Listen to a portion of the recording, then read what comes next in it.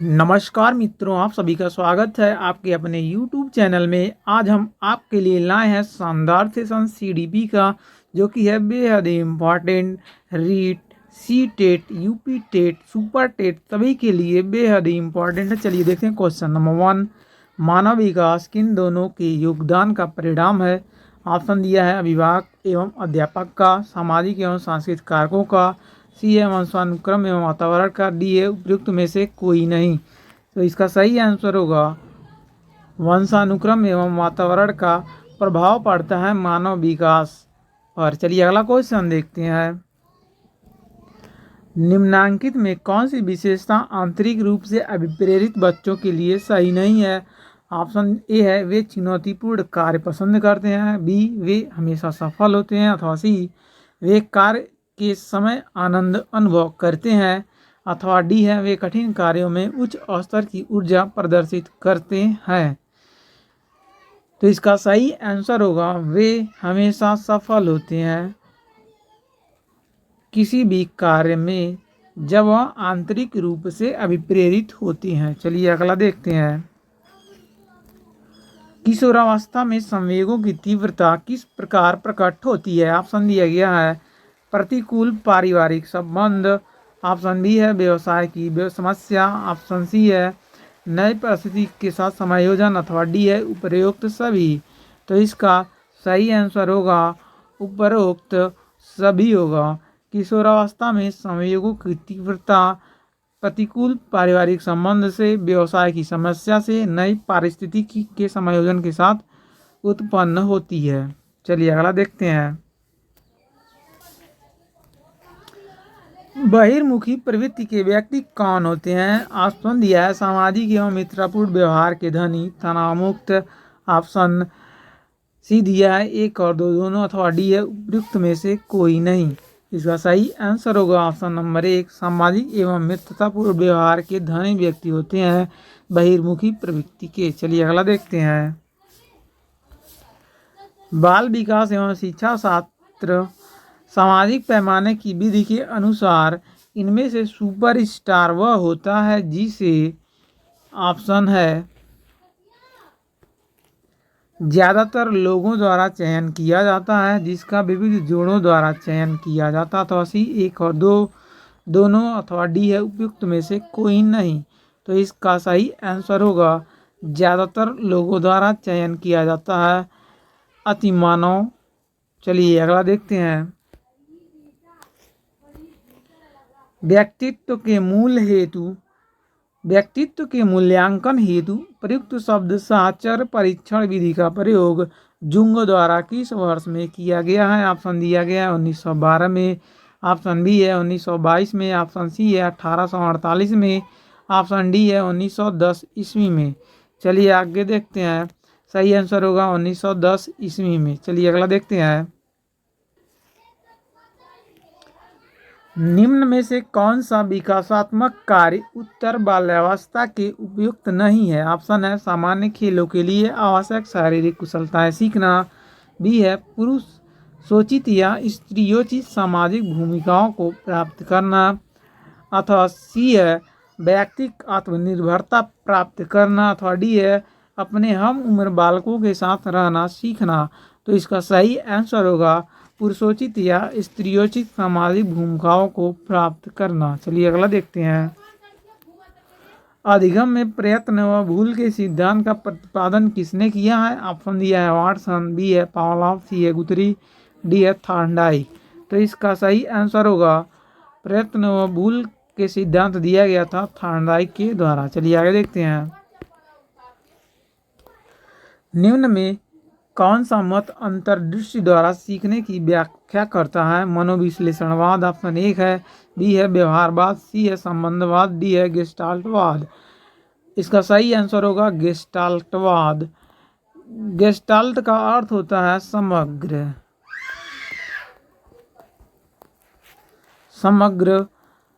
तो समग्र जो गेस्टाल्टवाद है यह अंतर्दृष्टि द्वारा सीखने की व्याख्या करता है। चलिए अगला देखते हैं।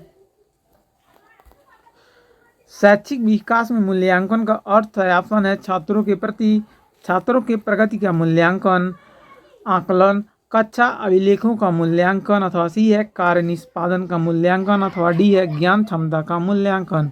तो इसका सही आंसर होगा ज्ञान क्षमता का मूल्यांकन। शैक्षिक विकास में मूल्यांकन का अर्थ है। चलिए अगला क्वेश्चन देखते हैं। व्यक्तिक भिन्नता का क्या अर्थ है? दो व्यक्तियों में शारीरिक भिन्नता होना, अथवा बी है कोई दो व्यक्ति शारीरिक मानसिक योग्यता और संवेगात्मक दशा में समान और एक जैसे नहीं होते हैं, अथवा सी है कोई दो व्यक्ति शारीरिक मानसिक योग्यता में समान और एक जैसे होते हैं। ऑप्शन डी है उपयुक्त में से कोई नहीं। तो इसका सही आंसर होगा बी, कोई दो व्यक्ति शारीरिक मानसिक योग्यता और संवेगात्मक दशा में समान और एक जैसे नहीं होते हैं।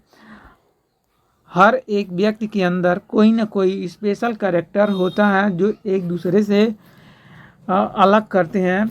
इसको हम बोलते हैं इंडिविजुअल डिफरेंस।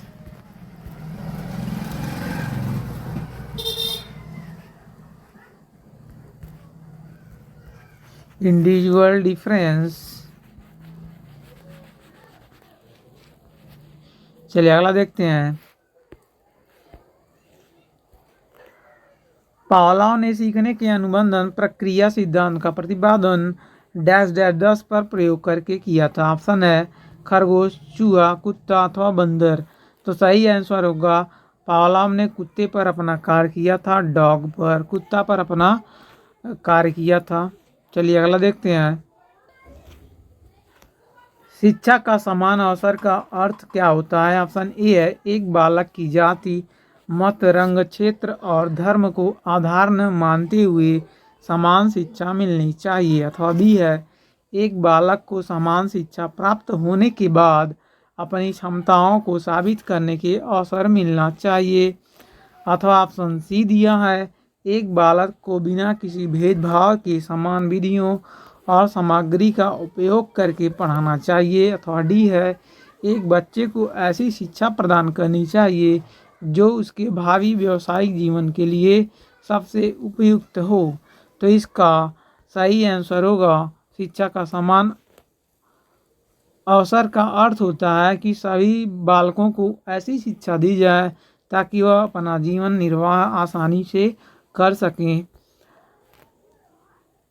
यानी कि उन्हें व्यवसाय से जुड़ने के लिए प्रेरित किया जाए, ऐसी शिक्षा दिया जाए कि वह व्यवसाय से जुड़ सकें। ऑप्शन इसका डी सही होगा। चलिए अगला देखते हैं।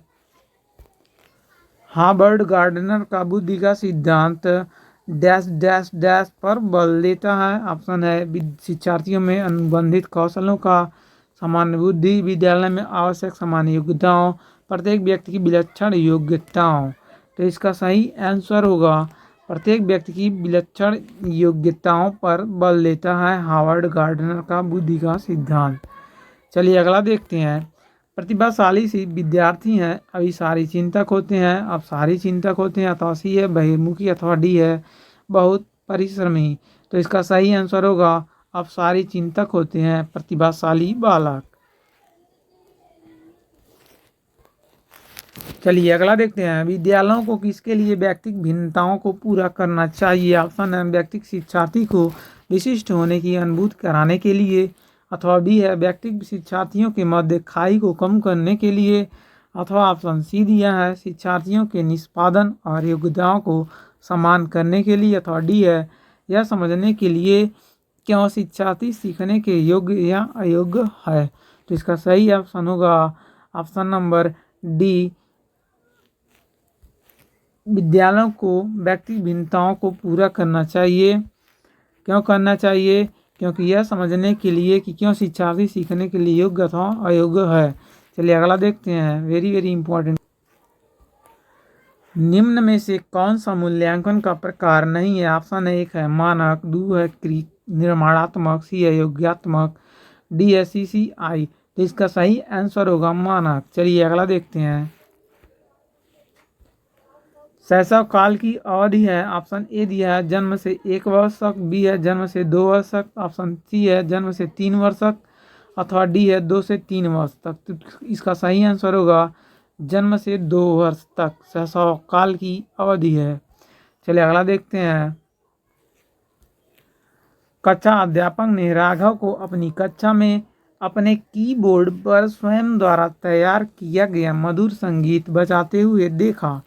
कक्षा अध्यापक ने विचार किया कि राघव में बुद्धि उच्च स्तरीय थी, तो जो बीच में खाली स्थान है इसमें क्या आएगा। चलिए देखते हैं। स्थानिक ऑप्शन बी है शारीरिक गतिबोधक, अथवा सी है संगीतमयी, अथवा डी है भाषाई।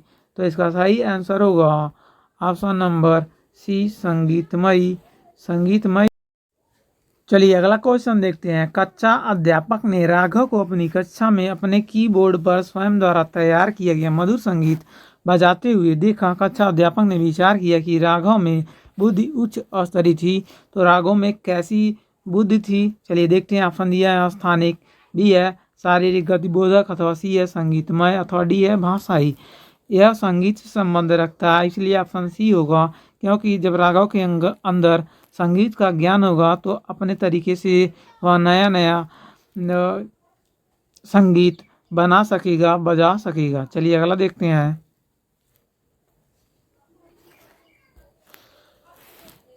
सृजनात्मकता मौलिक परिणामों को अभिव्यक्त करने के मानसिक प्रक्रिया है। यह कथन किसका है। ऑप्शन है कोल एवं ब्रूस का, बी है ड्रेवहॉल का, सी है डिहान का, और डी है क्रो एंड क्रो का।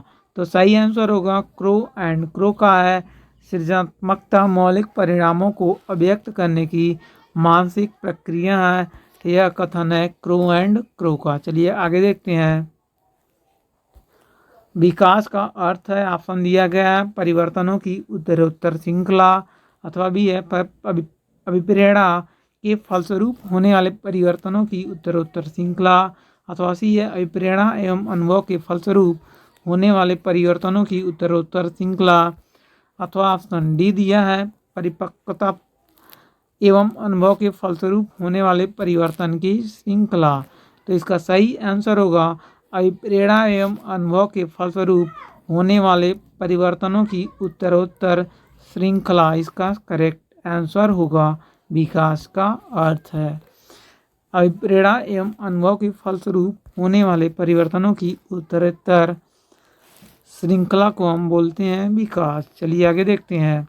विकास होने से छात्रों अथवा बालकों के अंदर सामाजिक तर्क शक्ति, विश्लेषण करने की क्षमता आ जाएगी। चलिए अगला देखते हैं।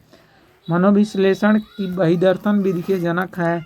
ऑप्शन है टाइडमैन, बी है वुडवर्थ, अथवा सी है जे.बी. वाटसन, अथवा डी है फ्रायड। तो इसका सही आंसर होगा जे.बी. वाटसन।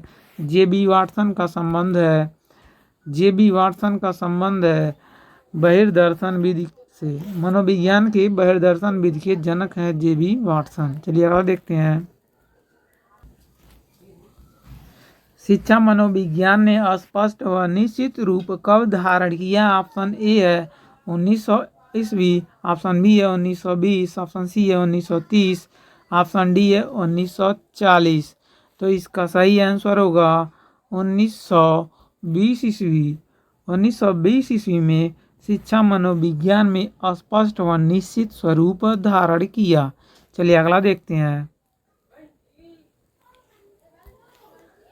कोलसनिक शिक्षा मनोविज्ञान का आरंभ किससे मानते हैं। ऑप्शन है अरस्तु से, बी है सुकरात से, सी है प्लेटो से, डी है लॉक से, जॉन लॉक से।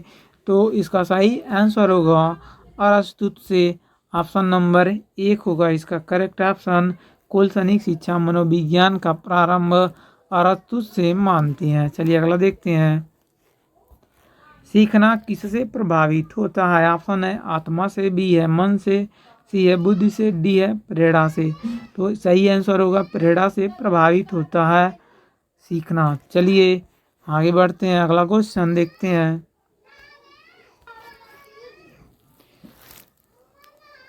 खेल को ऐच्छिक तथा आत्मप्रेरित क्रिया किस मनोवैज्ञानिक ने बताया। ऑप्शन है फ्रायड ने, अथवा बी स्टर्न ने, अथवा सी है जेम्स ड्रेवर ने, अथवा डी है अरस्तु ने। तो इसका सही आंसर होगा स्टर्न ने बताया है खेल को ऐच्छिक तथा आत्मप्रेरित क्रिया। खेल को ऐच्छिक तथा आत्म प्रेरित क्रिया कहा है स्टर्न ने। चलिए अगला क्वेश्चन देखते हैं। निम्नलिखित में से समाजमिति विधि के प्रणेता कौन है? ऑप्शन दिया गया है हर्बर्ट, अथवा बी है जीन पियाजे, अथवा सी है जे.एल. मोरेनो, अथवा डी है थॉर्नडाइक। तो इसका सही आंसर होगा जे.एल. मोरेनो है समाजमिति विधि के प्रणेता। चलिए आगे देखते हैं। बालकों में खेलों से विकसित होने वाली शक्तियां हैं। ऑप्शन है शारीरिक, बी है मानसिक, सी है सामाजिक, अथवा डी है उपरोक्त सभी। तो इसका सही आंसर होगा उपरोक्त सभी, ऑप्शन डी इसका सही होगा। बालकों में खेलों से विकसित होने वाली शक्तियां होती हैं शारीरिक, मानसिक और सामाजिक। तन भी स्वस्थ रहता है, मन भी स्वस्थ रहता है, साथ ही सामाजिक भावना का विकास होता है खेल से। तो ये था हमारा CDP का आखिरी क्वेश्चन। आपको कैसा लगा हमें कमेंट जरूर करिएगा। साथ ही साथ वीडियो को लाइक शेयर अधिक से अधिक एवं वीडियो को चैनल को सब्सक्राइब जरूर करें। धन्यवाद। फिर मिलेंगे अगले वीडियो में।